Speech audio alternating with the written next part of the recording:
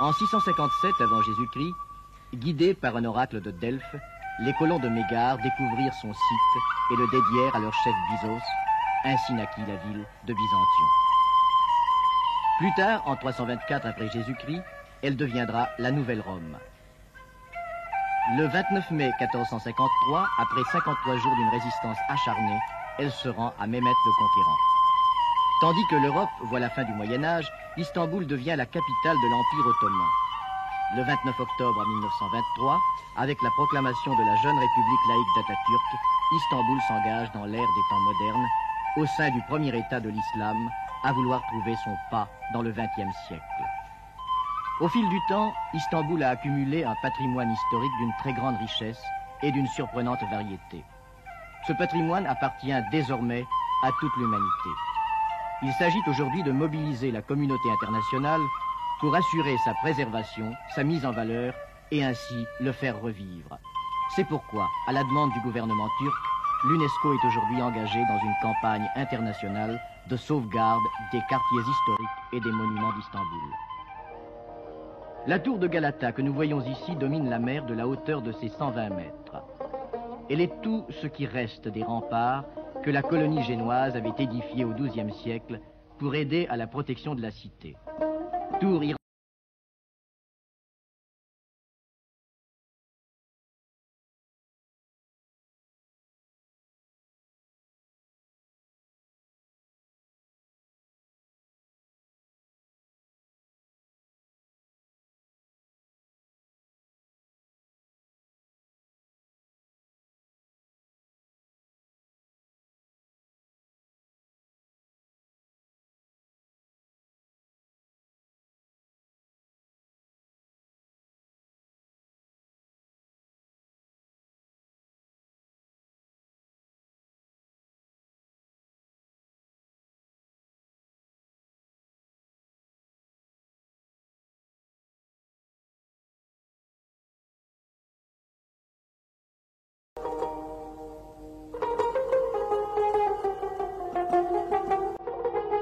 Achevé en 1974, le pont suspendu à 6 voies, d'une portée unique au monde, est la nouvelle merveille du Bosphore. Précieux lien routier entre l'Asie et l'Europe, il est le lieu d'un trafic intense. 28 mois après son ouverture à la circulation, le montant des péages avait largement couvert les 35 millions de dollars investis dans sa construction.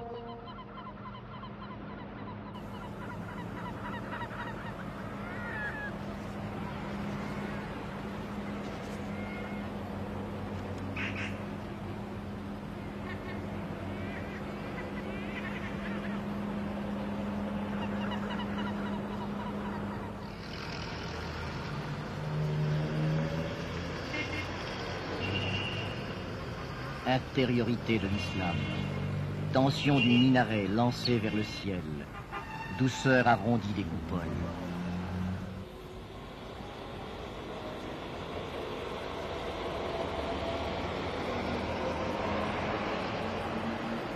Sainte-Sophie. Sainte-Sophie, la divine sagesse de l'empereur Justinien, qui le 26 décembre 537, jour de la consécration de la basilique, put s'écrier en évoquant le temple de Jérusalem, « Ô Salomon, je t'ai surpassé ». Son étonnante coupole de 30 mètres de diamètre, percée de 40 fenêtres, s'élève à 55 mètres au-dessus du sol. Les mosaïques précieuses qui recouvraient le sol et les murs étaient parfois revêtues de minces feuilles d'or et d'argent, elles-mêmes protégées par une couche de verre, afin de produire un scintillement inaltérable.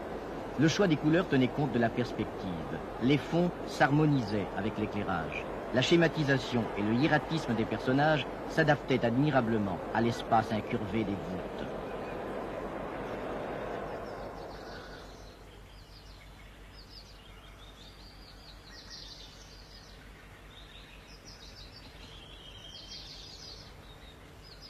Le palais de Constantin Porphyrogénète avait été construit au XIIe siècle. Il n'est plus qu'un immense mur à 2 étages, percé de baies.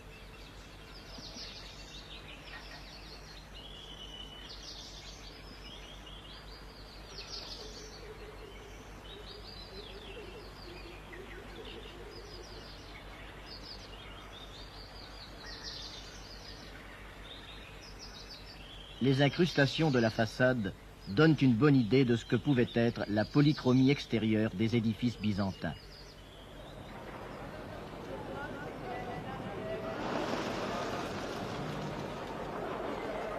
Le nom de l'Orient évoque irrésistiblement marché, souk et bazar. Le bazar d'Istanbul est le plus grand du monde. Récemment reconstruit, il n'a pourtant pas changé de place depuis sa première fondation par Mehmet le Conquérant au XVe siècle.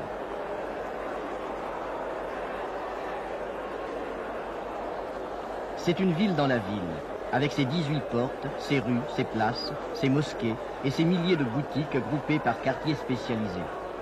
L'endroit idéal où se perdre, flâner dans l'abondance et la diversité, découvrir le petit commerce pittoresque et les richesses de l'artisanat populaire. Endroit de rêve pour qui souhaite s'initier à l'art oriental de l'échange.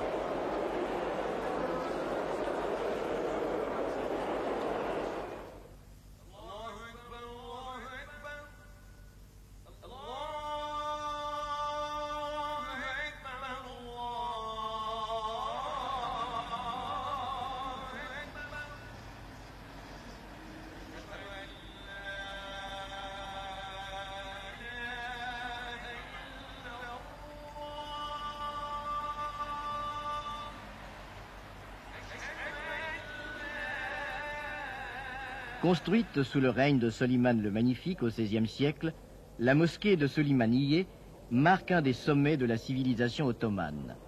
Est-ce la réponse faite à Sainte-Sophie par l'architecte Sinan? Moins grandiose peut-être, mais gracieuse et inondée de lumière. Michel-Ange au même moment œuvrait à la coupole de Saint-Pierre de Rome.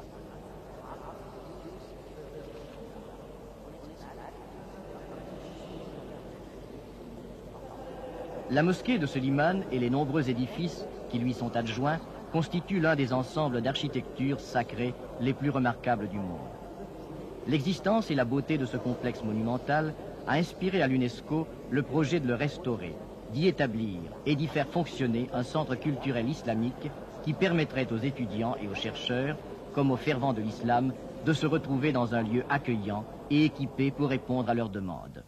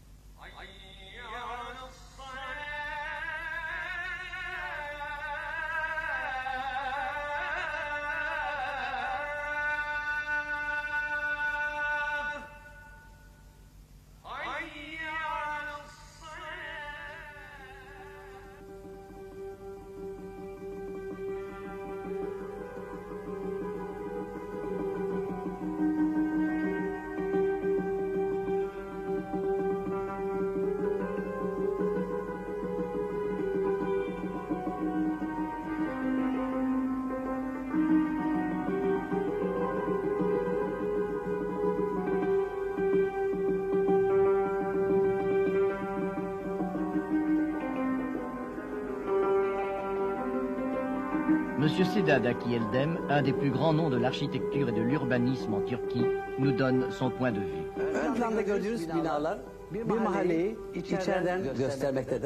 Ces images peuvent vous donner une idée de ce que pouvait être un ancien quartier d'Istanbul. Les maisons étaient à échelle humaine, petites et modestes, ne dépassant guère 2 ou 3 étages. Elles nous révèlent le caractère de cette architecture ancienne. L'aspect monumental des édifices de cette ville était alors réservé à la construction de mosquées.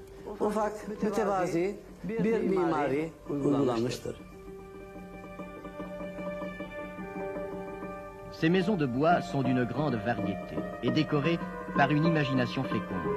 Les murs construits de pin noirci, les balcons et les vérandas à encorbellement, les consoles ouvragées, les terrasses à balustrades ajourées de fines découpures, 1000 détails d'ornementation donnent à chacune d'elles une physionomie particulière. Elles sont toutes délabrées et ont beau être inlassablement raccommodées par les habitants avec la plus grande ingéniosité, elles sont menacées de disparition prochaine si l'on n'y porte pas remède. Un projet de réhabilitation concernant l'ensemble du quartier a été préparé par des experts de l'UNESCO. En plus de l'intérêt culturel que présente leur conservation, La remise en état de ces maisons prend naturellement place dans la perspective d'aménagement du centre culturel islamique. Une trentaine d'entre elles, achetées, seront équipées afin de servir de logement aux étudiants et professeurs, aussi bien qu'aux futurs visiteurs et utilisateurs du centre islamique. Ces maisons, appartenant autrefois à des bourgeois aisés, qui leur ont préféré les appartements modernes, ont une ornementation intérieure pleine de charme à l'ottomane. On y décèle aussi une influence occidentale réinterprétée à la mode du pays. Le coût d'ensemble de cette restauration est estimé à environ 5 millions de dollars.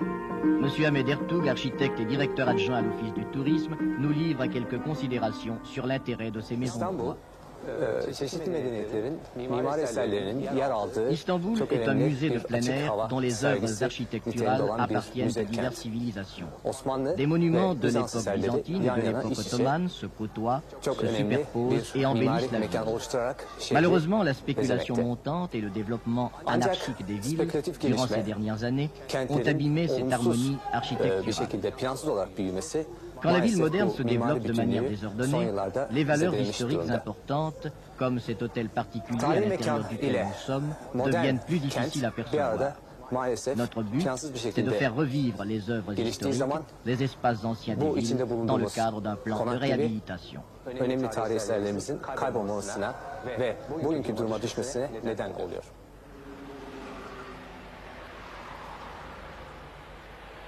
Ces murailles imprenables ne purent être franchies que par les Turcs ottomans. C'est au 5e siècle que Théodose II fit prolonger la ceinture des remparts pour que la cité tout entière, avec ses 7 collines, en soit entourée. Plus tard, on doubla les remparts et un chemin de ronde militaire fut construit entre les deux murs. Cela représente sur plus de 6 km un spectaculaire alignement crénelé de 10 mètres de haut, jonché de 110 bastions et tours. Ces énormes ruines se fragmentent petit à petit en blocs massifs, se lézardent au fil du temps, craquent, mais ne s'effondrent pas, tant est grande la résistance du ciment antique.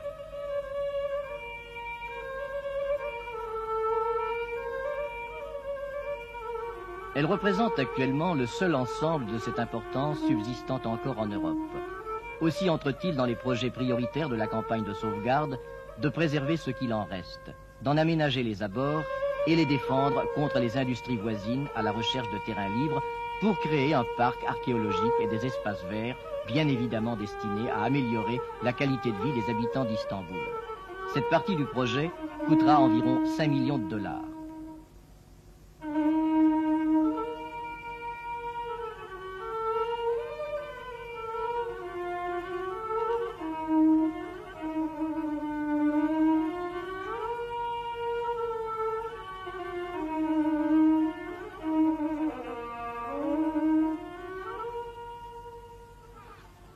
L'église monastère du Christ Pantocrator a été édifiée au XIIe siècle par l'impératrice Irène. L'ancien quartier ottoman de Zérek est construit autour de ce complexe monastique et constitue un ensemble de première importance qui rentre dans le plan de sauvegarde.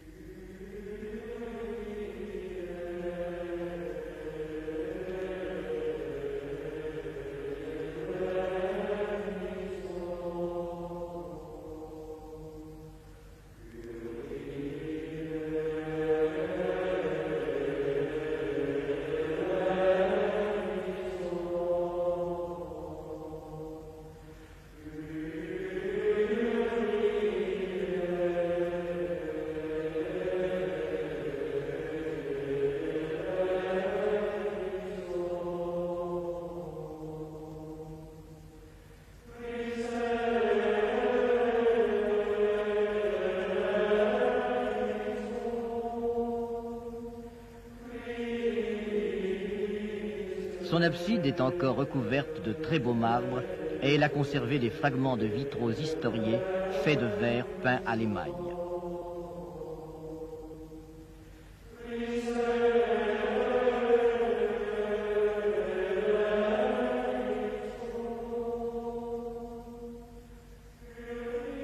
Avec sa double rangée d'arcades enjambant l'animation du boulevard Atatürk, voici l'aqueduc romain de Valence. Démoli à la suite de l'invasion des Avars, il fut entièrement restauré par Soliman le Magnifique, qui résolut de cette façon la distribution d'eau dans la ville. Pour le remettre en état, il faudra dépenser 4 200 000 $.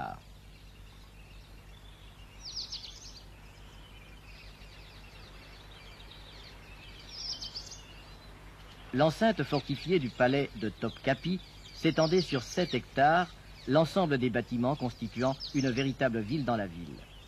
Résidence des sultans jusqu'au XIXe siècle, construit sur une vaste esplanade qui domine la Corne d'Or et la mer de Marmara, le palais est actuellement un musée. Il se présente comme une succession de salles et de kiosques, entourés de parcs et de jardins séparés par les célèbres portes que gardaient les redoutables hallebardiers.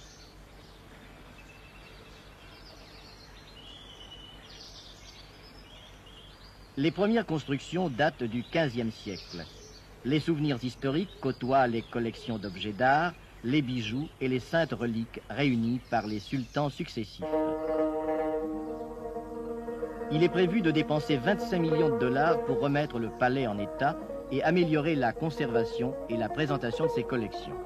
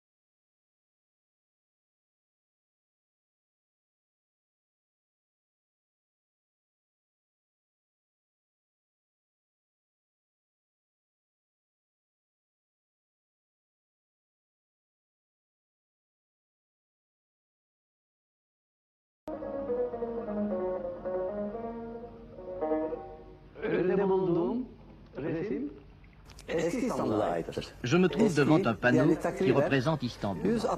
C'est une vue de la vieille ville qui date d'un siècle et demi. Si vous faites bien attention, vous remarquerez l'énorme différence entre cet Istanbul de jadis et l'Istanbul d'aujourd'hui. Autrefois, la ville était peuplée de verdure et de constructions en bois. À présent, cachées par le béton, les mosquées sont à peine visibles. Les vieux monuments sont comme engloutis par les immeubles modernes. La verdure se fait plus rare.